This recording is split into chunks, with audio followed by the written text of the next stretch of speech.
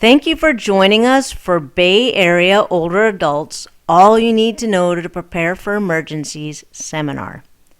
As a reminder, Bay Area Older Adults is a nonprofit organization that improves the health and wellness of more than 42,000 adults age 50 plus each year.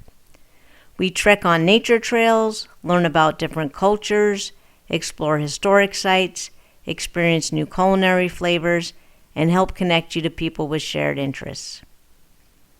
I want to thank and introduce our speaker today, Doug Mosher, who is CTO and co-founder of Senior Fusion, a nonprofit whose mission is to facilitate the adoption of technology solutions to improve elders' health and safety and to reduce social isolation.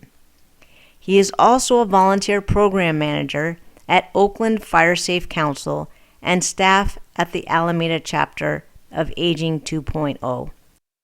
One of Doug's passions is teaching us all how to prepare for emergencies. Thank you, Doug.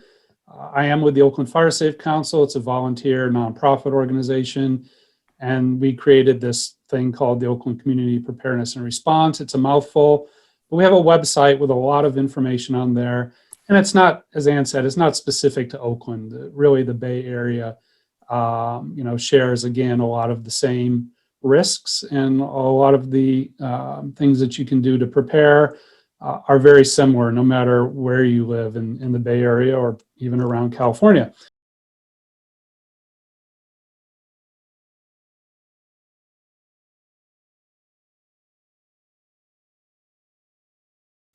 And I'm going to give you sort of an overview, again, of the things that we feel that are the most important steps to take, again, to be prepared for a disaster. So let's get started. The flow of this presentation is pretty standard. We're going to start with organizing and preparing, which is something you do before an emergency. Then we're going to talk a little bit about responding during an emergency, and then recovering after emergency. So that is a pretty standard flow for disaster preparedness and response. And it makes sense, or it should make sense. And the takeaway from this is really that first step, organizing and preparing before an emergency. It's pretty obvious that's when you want to do this. Because you're not going to be able to organize and prepare when an emergency is going on around you. So if there's an earthquake or a wildfire, that is not the time to try to prepare. You need to do the work beforehand. And that's what we're going to talk about in our first part, which is organizing and preparing before an emergency. So the first thing to do, and I'm sorry if you already have a copy of this presentation, I snuck this slide in. But I'll get you the updated presentation that has this slide, because this was important. I'm not sure why I missed that. But receiving information and notifications about what is going on during and after an emergency especially is super important. It's something that everybody should be aware of and should take steps to get notifications.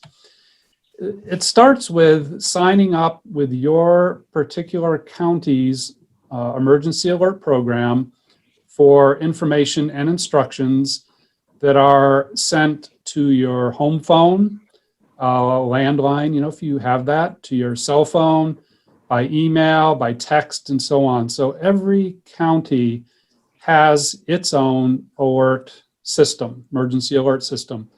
And I just jotted them down. I'm quite familiar with Alameda County's. It's called AC Alert, Alameda County Alert. Contra Costa has theirs. They call it Contra Costa Community Warning System. San Francisco's is called Alert SF. Santa Clara County is called Alert SCC. And then San Mateo County is called SMC Alert. So you should look for that information online or have someone help you do that. And all of these alert systems allow you, again, to sign up for emergency notifications and alerts. Many of these also have emergency siren systems in place and provide a lot of other information in terms of alerting and instructing their county residents when there's a disaster. But it's really important because you want to stay informed. There are also, if you have a cell phone or a smartphone, there are these things called cell wireless emergency alerts, or WIA. Those will come to your cell phone without you having to do anything. So you don't have to sign up for these. A county or a city can send out emergency alerts to a cell phone. You may have already gotten one. And they can be fairly targeted as well. So it's not something you have to sign up for if you have a cell phone. They should work no matter where you live if you have cell phone reception. There are also other ways to get emergency information. Nixle is another application or notification system. Some counties use that, some counties don't. Twitter, if you're familiar with that, there are lots of good Twitter feeds from fire departments, police departments, CAL FIRE, your county emergency response, and so on that you can sign up for and look at. Citizen is a smartphone application, if you've heard of that, that provides alerts from the community. It can be helpful. Nextdoor, you may be aware of also, is another application for sharing information among neighbors and the community. So a lot of different sources of information, but really, if you don't do anything else after today, please make sure that you sign up for your own county alert system, depending on what county you're in. That is really a good first step. And then another way to get information that's also very important is through your AM, FM radio broadcasts. There are a couple AM and FM radio stations in the Bay Area. KCBS is what's called the Emergency Alert System. That's tied also to KQED FM. So those radio stations will send out emergency alerts when there is, a large disaster. So everybody should have one of these handheld radios. If you don't already, they're, not too expensive. Battery powered is best. They make, and I'm sure you've probably seen these, the solar powered or the hand crank radios. And those are okay. The hand crank radios, it's good to have someone with a lot of energy to keep those cranked and powered up. They do work, but ones that also have a battery and you can have, spare batteries on hand is probably the best. But again, it's good to have some sort of AM FM radio. And even, if you have a car, if you're a vehicle, you can use the AM FM radio in your car as well to listen to what's going on.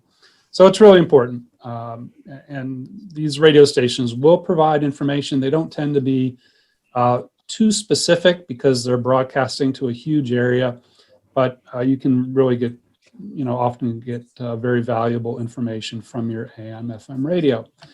And then it should go without saying, follow all instructions that you hear from your county alert system or AM radio or by responders. If they're you can hear them outside your house or your apartment. Follow all instructions that they give, emergency responders. Talk next about having a support network, which is a very important concept to have, not only during a disaster, but especially during a disaster, to have people, trusted people, friends, neighbors, caregivers, if you have caregivers, relatives, certainly, who can help you during or after a disaster. And vice versa, you can help them.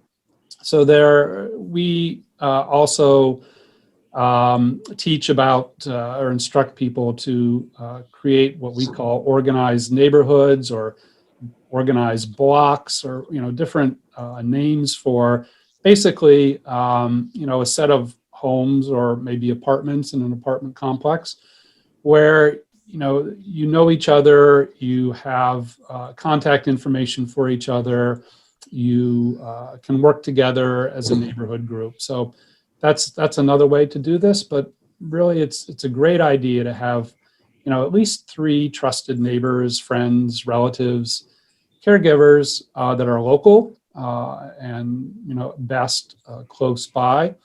And then at least 1 out of area contact. And we'll talk about that in a while. But again, this is your support network. These are folks that will help you and that likewise you could help as well during a disaster or after a disaster. You should certainly exchange keys with at least, your most trusted relative or friend. If something happens and they need to come and get inside your home, it's certainly a lot easier if they have keys, and vice versa. Again, those of course would be people that you obviously trust well enough to have access to your home or your apartment. It's good to share with this support network copies of your emergency plan, which we'll talk about in a little bit. Medical records, contact lists, your emergency contact list, your relatives, any insurance information you might have, and so on. So again, these trusted individuals should have copies. They can be printed copies, they can be photographed and online, electronic copies of this information. But again, things like medical records, they shouldn't just be something that you have. Others who may want to help you should have access to that information. Trusted neighbors, friends, or relatives. And then you should agree on and practice methods for helping each other out during and after an emergency. So, talk to them and just, come up with a plan. If something happens, if there's an earthquake or if there's a wildfire, depending on where you live, and you have to evacuate, how will you get a hold of each other? How might they help you evacuate if you have to, or come by and work with you and help you out? And then practice that too. Practice makes perfect, right? So it's good to at least practice your plan on how you would help each other out during and after an emergency. Again, this is all part of your support network and is very important to have. Next, we noted to have an emergency plan, also very important, or a disaster plan, written down. So not just in your head, but something that's written down. Easy to follow and accessible, so you can grab that. And again, your support network would have a copy of this. And things that you may want to include in your emergency plan are: do you need any special assistance? Do you have medical needs that others should be aware of that may need to be addressed or supported during a disaster? Or do you have, for example, any language concerns that again should be noted in your plan? Treatments, medications, backup providers. Again, we talked about that. That's information that's very important, and that others should have as well.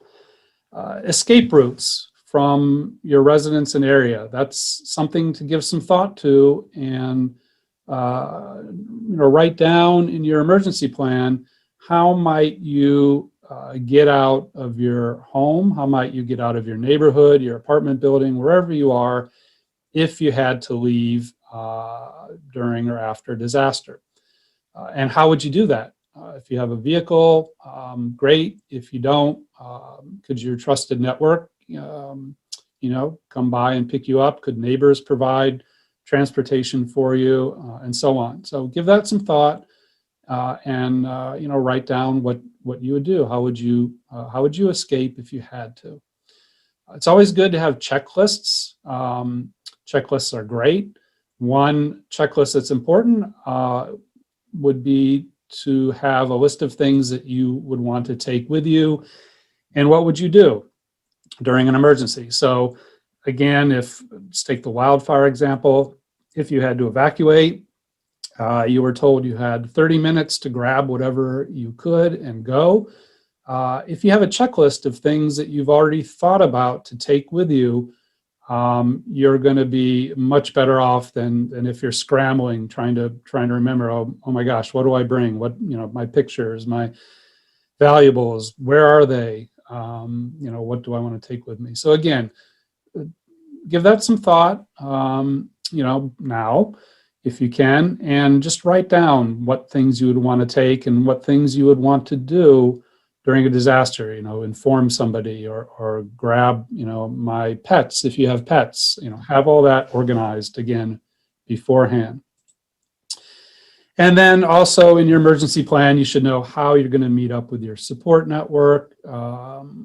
Again, would they come to you? Would you be able to get to them? If you had to leave, do you have a sort of a location designated away from where you live that you might meet up with, one or more of your support network individuals? So again, give that some thought, talk with them about it, and write it down. Put that in your emergency plan. It doesn't have to be fancy. You don't have to have a spreadsheet of all these different items, but just write it down in a notebook or put it somewhere that you can where it is. You can grab it when and if you have to, and that has this type of information. And then if you do happen to live in a senior community or a skilled nursing facility, check with them to understand what their emergency plans are. They should have emergency plans. What would they do in the event of a disaster? How could they shelter people at the community? Do they have emergency, backup power, supplies, and so on? Or if the community had to evacuate for some reason, how would they do that? How would they find that transportation to get folks? That unfortunately and sadly has happened in, for example, wildfires in Napa and Sonoma County, where senior communities didn't have a good evacuation plan, and folks suffered because of that, sadly. So again, if you're in a community, talk to them, find out what plan do they have in place. And if they don't have a good plan in place, encourage them to create one. Okay. Next, talk a little bit about what we call, and many people call, go bags and stay boxes. Basically supplies that you want to have, again, prepared before a disaster that you can access quickly and that would give you at least a couple of days of items to help you survive. So everybody should have a go bag and a stay box. A go bag is something you would grab if you had to go, and a stay box is the same basic items, but maybe just in a box that you keep in your house, maybe with some additional food, some additional water, where if you had to shelter in place in your home or in your apartment, you'd have those supplies handy. You can buy these bags pre-packed. You can buy them, online or hardware stores, or you can make your own. They don't have to be fancy. You don't need a fancy backpack. You can even use just a sturdy shopping bag to put these supplies in. But you should have them, and they should be, again, packed and ready to go. Things that you may want to consider putting in your go bag or your stay box would include supply of medications, extra medications. So again, you don't have to scramble and try to find those. And if you had to grab your bag and go, you had your important, medications that you would need. Up-to-date medication list, of course. An insulated bag and ice packs in the freezer if you have medications that need to be refrigerated. So you could just grab those ice packs, put those in the bag with your medications. Any other medical necessities, monitoring equipment, hearing, vision, or aids, batteries, and so on. It's always good to have a backup pair of glasses if you wear glasses in your go bag. extra batteries for sure. Again, anything that you would need if you had to leave your home, and at least it would be enough of these supplies, to keep you going for a couple days. Copies of your ID, your medical records, insurance information, contacts, etc. Again, always good to have those electronic versions of these stored, up in the cloud, or given to somebody else on a USB drive. Are also very good things to have, or even just prints that you print on your printer in your go bag. Again, to have these already in your bag so that you don't have to spend time looking for them, or if you had to leave in a hurry, you weren't able to grab them and you really needed them afterwards. And then there's other pretty standard items for your go bags, including a flashlight, of course, that AM/FM radio we talked about, whistle, mask and goggles, some water, snacks and food, and so on. There are plenty of lists out there for go bag and stay box supplies. We have them on our website. Ready.gov has it on their website. Your county emergency services probably has it on their website. So there are a lot of different things, and I can send you our list, certainly show you where that is. That has a lot of different ideas on things that you may want to include in your go bag. Flashlights are flashlights and batteries for those flashlights, because average throughout the year, half of the time it's dark, and you have no idea when a disaster, of course, is going to take place. And if it's in the middle of the night, those flashlights become very important. Okay. And then there are other miscellaneous things you can do to prepare. One is you can check out any community support organizations. I know several counties have their own, support groups that will help folks become prepared. So you can search for those, or call your county emergency services group and ask what they may have. There is also training that can be provided. It's called CERT. Most counties have that, Community Emergency Response Teams. It's a FEMA national program for emergency preparedness training. If that interests you to take that training, it's usually free. That's a great thing you can do. If you are what's called a medical baseline customer, that means you need access to medical equipment, powered medical equipment for your health. Contact PG&E, let them know. They can help you certainly take a look at, for example, different power sources. So if the power goes out for an extended period, they can help you figure out how you're going to keep your medical equipment running. So that's important to do. And also just go onto the PG&E website if you can and sign up for their alerts. They have their own alert system as well that will give you notice, if your power is going out, of course, or when it may be back on. And they also have a lot of great disaster preparedness information. So PG&E is a good source. If you have mobility aids, make sure you also have manual versions. So, for example, if you had a wheelchair, electric wheelchair, also make sure you have a manual one handy. Battery-powered motion LEDs, for example, in this picture, are great things to have in your home or apartment. They go on when you walk by. They can be battery-powered, or they can plug into the wall and still maintain a charge, and work when the power is out. Plug-in flashlights as well. Those are great. You've probably seen those. You just plug them in, and when the power goes out, they automatically turn on. Can be very handy. If you're using any kind of personal emergency response system, PERS, for example, medical alert pendant, or even specialized watch or other device for alerting if there's a fall, or if you need assistance, those may or may not work during and after a disaster. So just understand that. They typically require some level of power. Many of them have a base station in your home. They require a cellular connection or a phone connection or internet connection that may or may not be available after a disaster. So just understand that they may not work. There are mobile and cellular versions of these PERS system, PERS devices. So you can, go outside your home and still summon help. Or, for example, an Apple iWatch is another version of that where you can summon help. Again, they may or may not be working after disaster because they rely on the cellular cell phone network.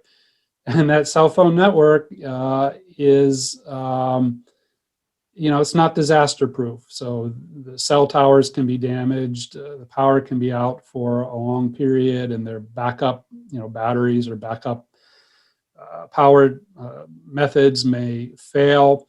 So just be aware that that cell phone network, internet that we all rely on is not necessarily reliable during and after a disaster.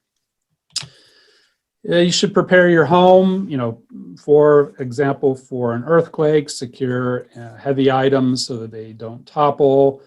Make sure you don't have anything heavy over, your sleeping area. Certainly, safety latches on cabinets, for example, kitchen cabinets are great during an earthquake so that your dishes and glassware don't fly out and break on the floor. If you have natural gas, there is a valve in this picture. It's called an auto gas shutoff valve. You may want to consider having one of those installed. It will turn off the supply of natural gas into your home during a fairly large earthquake, so magnitude 5 or greater earthquake. And for example, if you're not home, it would automatically shut off that gas supply into your house during a large earthquake, potentially, avoiding a fire or other event that you don't want to have happen. They have their pluses and minuses. We have a lot of information on those, but could be something to think about doing, for an earthquake. And then also, it's always a good idea to have electronic deposits set up if you're getting Social Security, pensions, and so on. There are a number of reasons why this is a good idea, but certainly during or after a disaster, the mail service may not be able to, deliver your Social Security or pension checks for quite a while, and many people rely on those. So electronic deposits are good. They're also, of course, much more safe and secure than getting checks in your mailbox. So again, something to consider and look into if you don't already have that. Okay, moving on. So now we're going to talk on responding during an emergency. So all the preparation work, has been done, and now, unfortunately, we have a situation, whether it's an earthquake or a wildfire or a man-made disaster and so on. How do we respond to that? So let's go through some different scenarios and steps you can take. Again, going back to those warnings and orders that you would get through your county system, notification system, or maybe directly from the fire department or your police department or other first responders, you may hear an evacuation warning. For example, again, wildfire. And I talk about wildfire a lot, and I realize that a lot of people think that or believe that they may live in an area that's not prone to wildfires, and they may not. But with climate change and with 2020 being the worst fire season on record in California, really there aren't that many areas around the Bay Area that are immune to fires. And if you think about it, earthquake can and will start, a major earthquake can and will start fires, home fires, broken gas lines, down power lines, We've all probably heard that the 1906 earthquake in San Francisco, most of the damage or much of the damage was caused by fires that were a result of the earthquake. So again, fires are something that everybody should be concerned about. So if you do hear this or get a warning to evacuate, prepare. So, grab your go bags, grab your checklists, get your pets, ready to go in pet carriers, and make sure you have all their supplies as well. So again, if you hear that warning, prepare. If you get an evacuation order from an authority, that means you need to take action and leave. Don't hang around. Don't spend as little time as you can, grabbing everything. Again, if you have all those checklists, it'll be much easier. But the idea with an order is that's the time to leave. You may also receive a shelter in place. You may not need to leave if there's an earthquake and no, fires, for example. Authorities may determine that it's best for you just to stay put.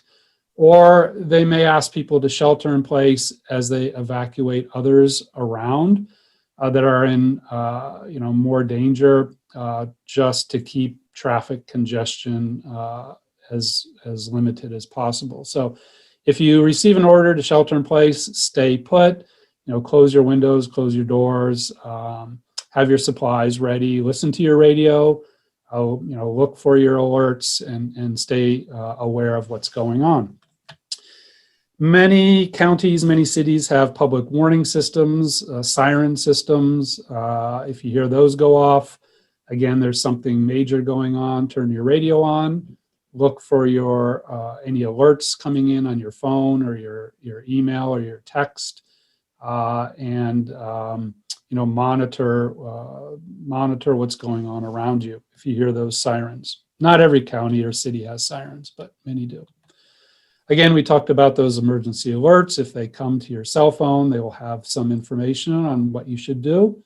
And again, turn on your AM, FM radio and monitor what's going on around you.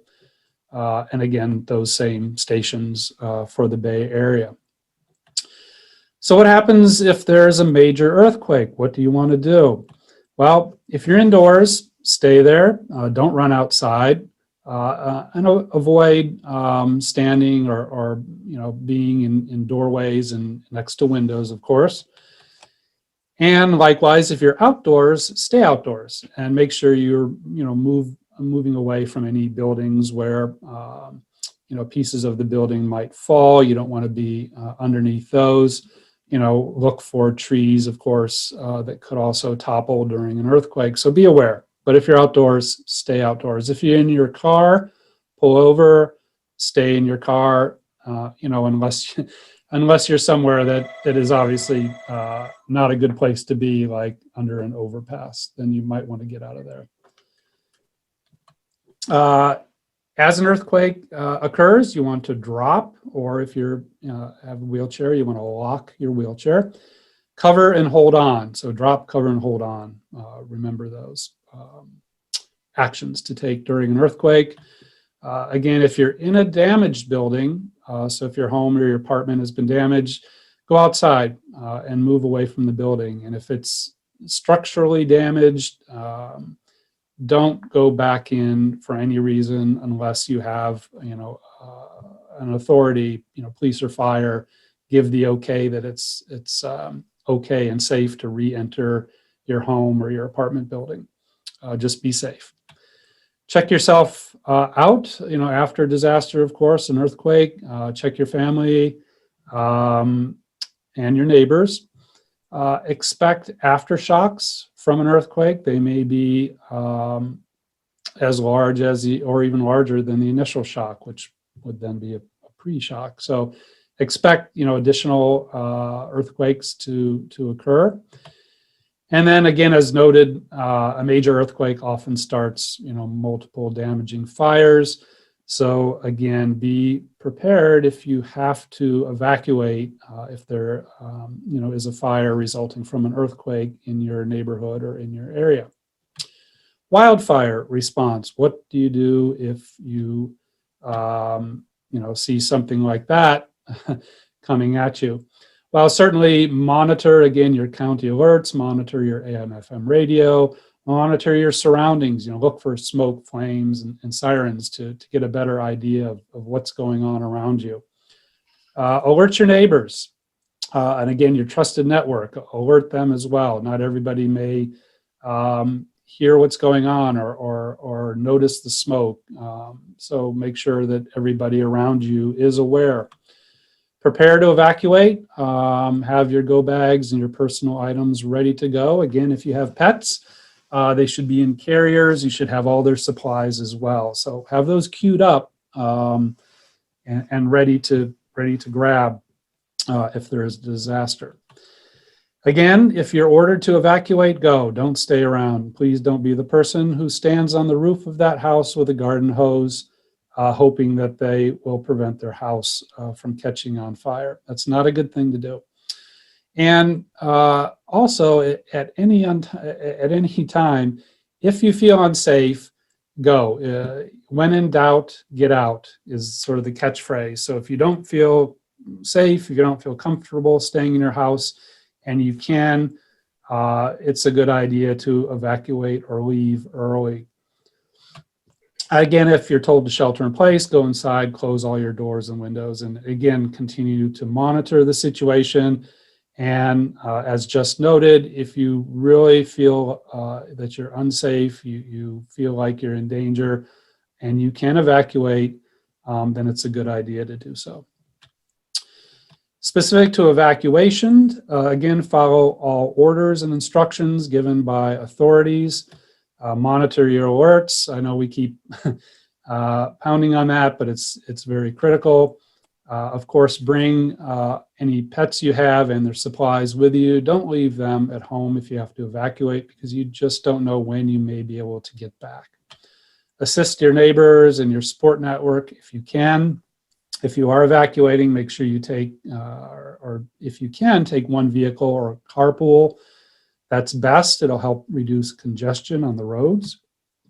Remember all your possible ways out.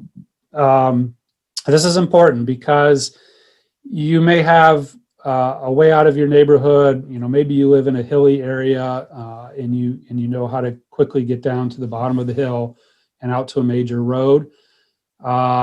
And that may be the obvious way out to evacuate. But then remember, you don't know what is going to happen until it happens. So you don't know if a road's going to be blocked. You don't know if there is a wildfire, what direction it's going in. You don't know about congestion. So consider other possible ways out of your neighborhood. And that's a good thing to do to prepare. So, look at a map. Check out some other ways out of your neighborhood than the way you normally get out. And just know that, during a disaster, if you're evacuating, you may have to take an alternate escape route. Again, always monitor your surroundings. Make sure you're aware of what's going on around you. If all of your escape routes are completely blocked, and this is really a worst case scenario, but seek refuge in a fire-resistant building if you can, a school or an office building, a concrete building, or a large open area like a parking lot, sports field, and so on. So again, that's a worst case scenario, but be aware that could happen. And I'm sure this is easier said than done, but try to remain as calm as possible during an evacuation event. And I know this is a lot of bleak information that's being presented, and I apologize for that. And if everything seems like it's a complete disaster, well, I suppose things could always be a little worse. So that's a little joke. Okay. Final section is on recovering after an emergency. So the emergency or earthquake or whatever it is has happened, it's occurred, it's over. What happens next? What do you do next? Well, first thing again is to evaluate. breathe, recompose, calm yourself down. Again, it's best for yourself and for everyone if you are as calm and thinking as clearly as possible. Check your health, check your well-being, not just your physical health, but your mental health as well. Things like a major disaster will, of course, be very stressful. So, give yourself a good once-over and understand if you're having any certainly physical or even emotional, concerns. During or after a disaster, it's always good to wear eye protection, a mask, gloves, long pants, protective clothing.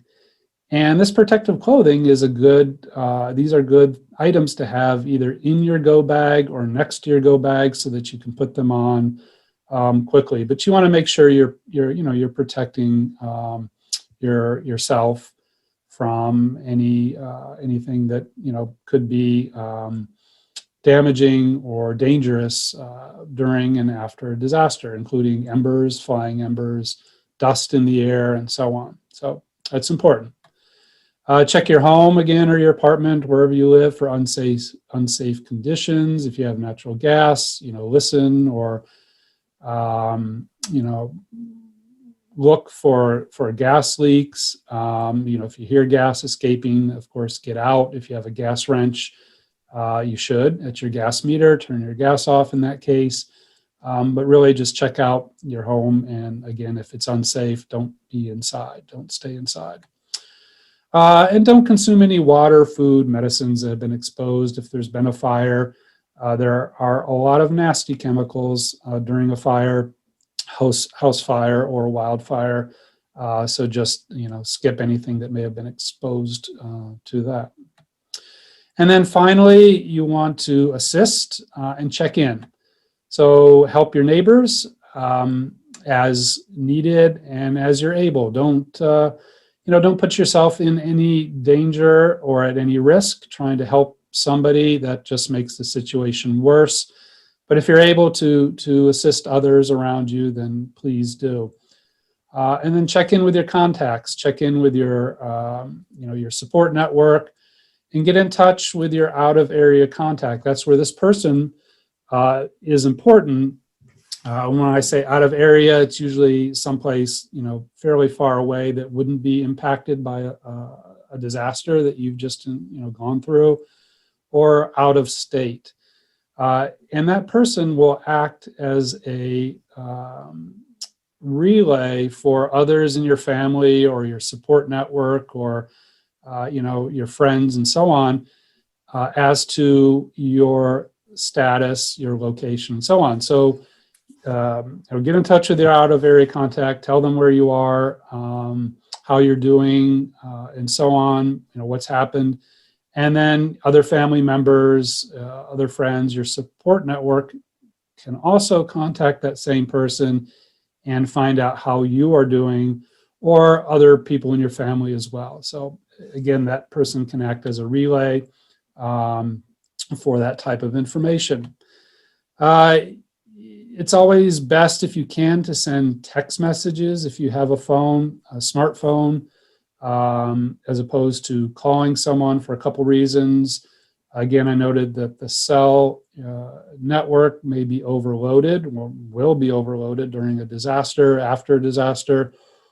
So voice calls may be difficult, if not impossible. Text messages can often get through when voice calls cannot. Text messages use much less bandwidth.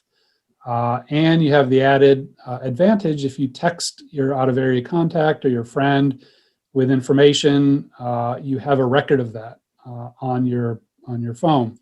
You need a smartphone for that, or a cell phone for that.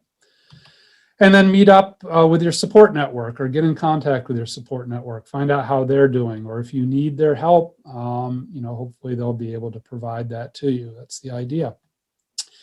And then if you do this, if you use social media, Facebook or whatever, as a last, thing, you can post your status on social media. So, your friends and other contacts know how you're doing and where you are. Note that in a major disaster, after a major disaster, the Red Cross or your city or county agencies may set up shelters. They will make you aware of where those shelters are if you need to go to a shelter. And then last but not least, if you're a homeowner, you may want to notify your insurance company at some point. You're not going to file a claim probably immediately after disaster, but at least you're in the queue and they know that you've been affected. So that may be one of the last things you want to do after these steps above. So finishing up here, just want to give some summary information. So take these preparedness steps one at a time. I know it can sound overwhelming. It does to me. But you don't have to do everything at once. Break these actions or the things that you should do to prepare. Break them down into simple steps and do them, one at a time. Make a plan or set yourself goals. So when I get off this call, I'm going to sign up for my county alerts. That's a good first step. And then maybe over the next week or two, I'm going to write down my emergency plan or my disaster plan and start to give some thought to that. I'm going to reach out to my trusted friends and relatives and neighbors and, build my support group and so on. So, just do these one at a time. Don't try to be overwhelmed with trying to do too many things at once. And know that whatever you do, you're better off than before. So even, I hope, sitting through this past hour, you're better off. You have more information. You understand better how to prepare and respond to a disaster. So, give yourself a pat on the back. Anything you do, you're better off. Again, I noted there are a lot of other sources of information, ready.gov if you go online, aging.ca.gov, and our own OCP&R, Oakland Community Preparedness and Response. So there's a lot of stuff out there, and it's all really good. Listos is another one that I should have on here, Listos, Listos, California. Encourage your friends and neighbors and relatives to also prepare. The more people, of course, that are prepared, the better off everyone will be and better able to help each other. If you have any questions, I'm more than happy to help in any way.